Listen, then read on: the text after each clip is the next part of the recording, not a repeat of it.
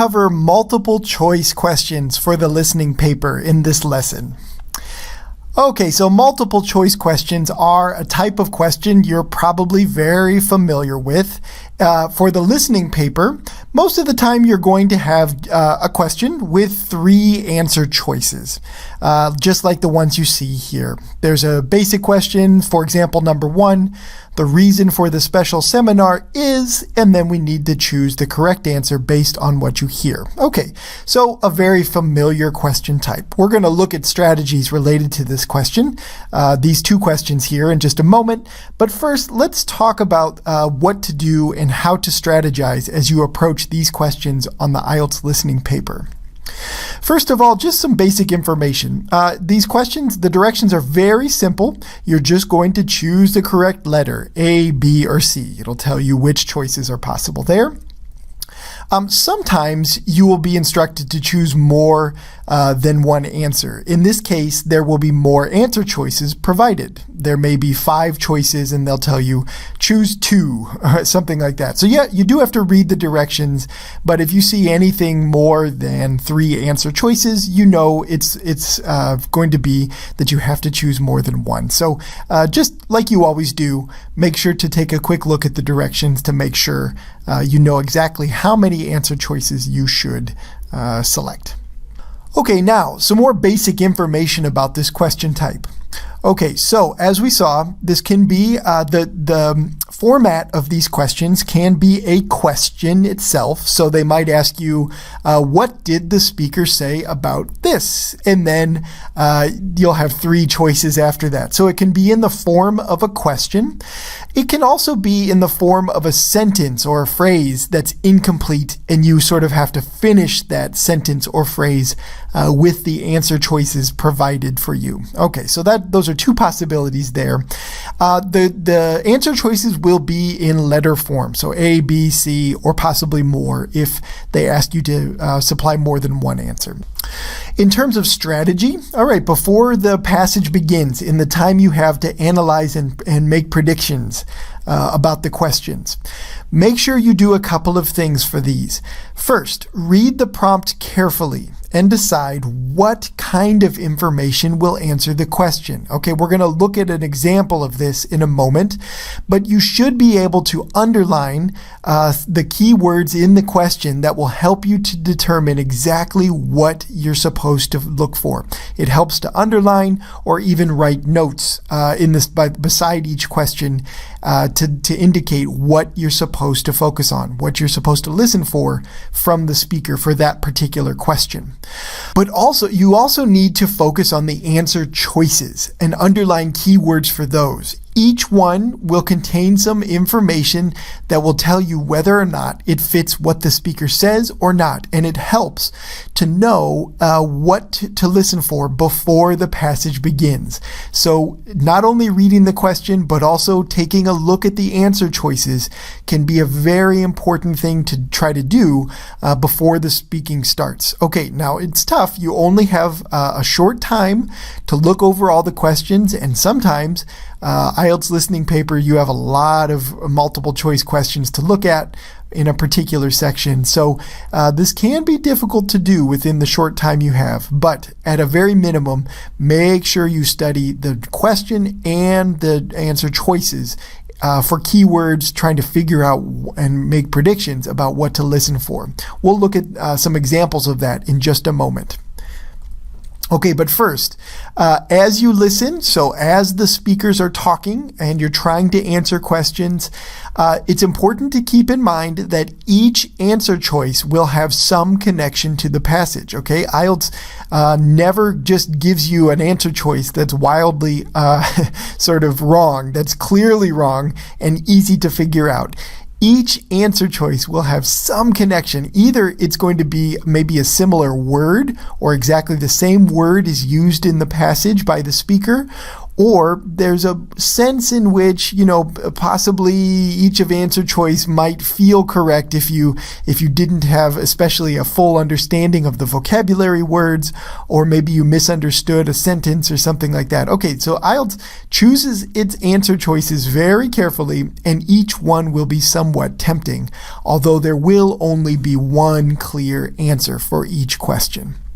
Okay, now often as you're listening, you're going to hear what you think might be a correct answer, but then later the speaker changes course, changes his or her mind, or makes a correction, or does something to change the information.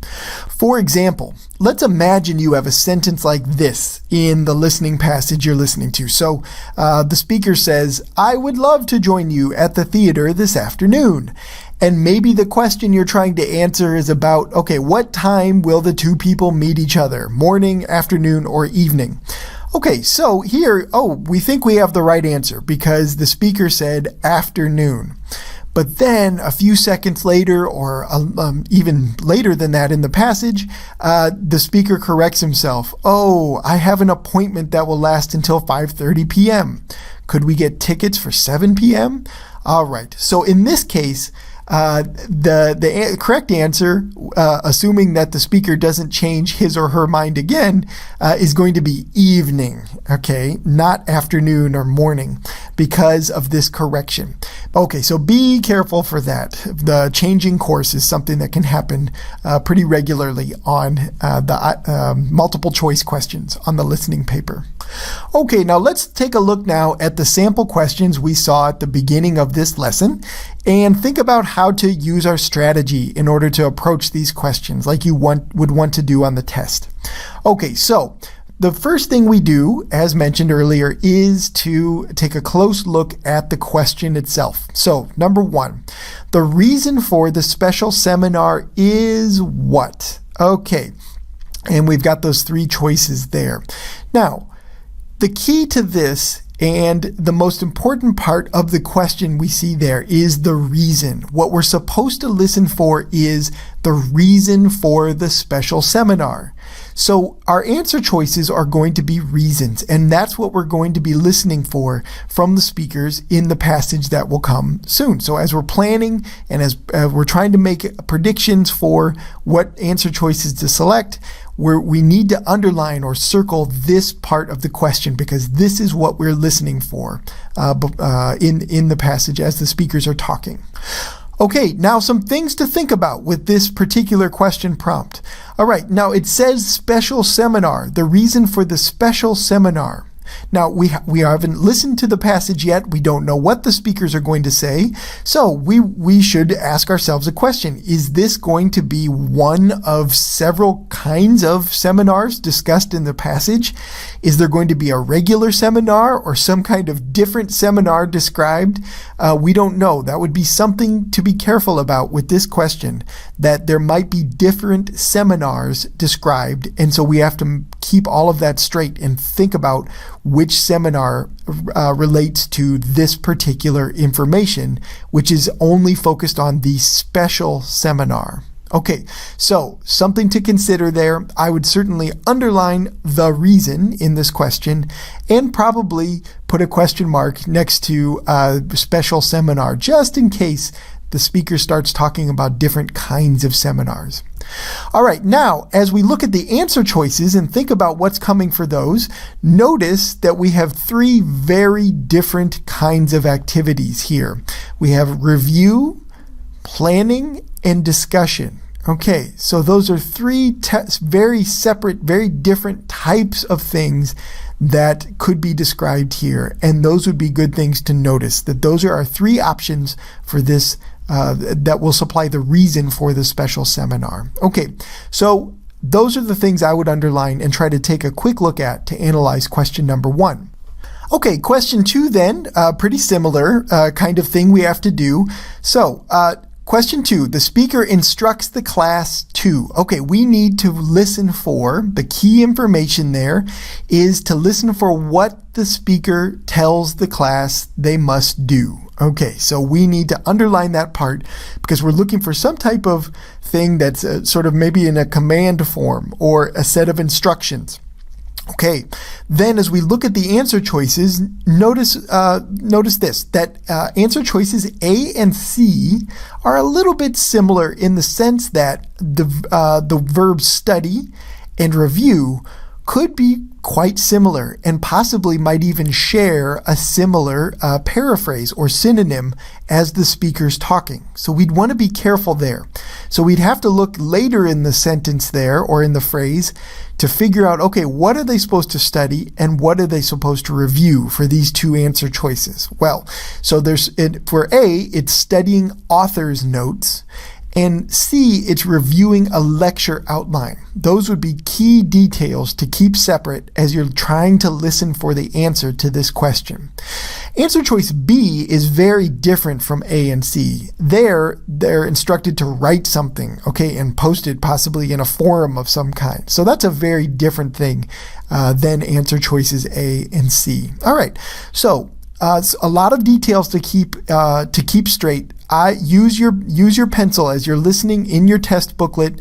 Underline these keywords from the answer choices and give it a little thought in the time you have before you listen, trying to figure out how each of the answer choices is going to be different and possibly expressed differently by the speakers in the passage.